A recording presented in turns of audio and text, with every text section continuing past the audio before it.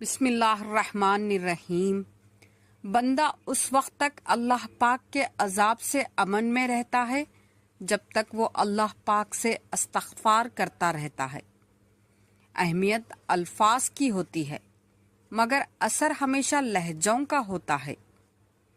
غلطی ہو جائے تو مان لے اور غلط فہمی ہو جائے تو دور کر لے۔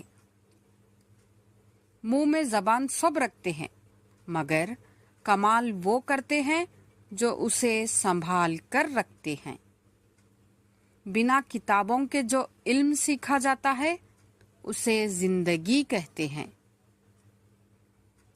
جب لوگ ظالم کو دیکھیں اور اس کا ہاتھ نہ روکیں تو قریب ہے کہ اللہ ان سب پر عذاب کرے۔ جب رب راضی ہونے لگتا ہے تو بندے کو اپنے عیبوں کا پتہ چلنا شروع ہو جاتا ہے اور یہی اس کی رحمت کی پہلی نشانی ہے۔ خوشی کی سب سے اعلیٰ قسم سکون ہے۔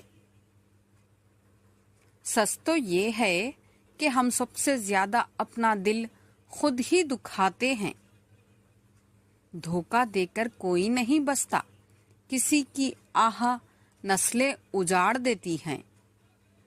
زندگی اس کچی پنسل کی طرح ہے جو ہر روز چھوٹی ہوتی جاتی ہے۔ معاشرے میں تبدیلی تب ہی ممکن ہے جب ہر شخص اپنی اصلاح میں لگ جائے۔ زندگی میں بہترین رشتہ وہی ہے جہاں ناراضگی کے بعد معمولی سی مسکراہٹ اور معذرت سے زندگی پہلے جیسی ہو جائے۔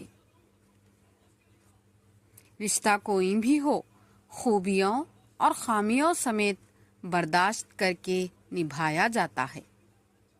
امتحان میں نقل کر لو تو امتحانی بورڈ پاس کر دیتا ہے۔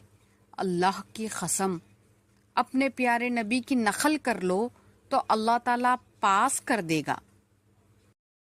منفی سوچ غلط نمبر کی اینک کی طرح ہی ہوتی ہے۔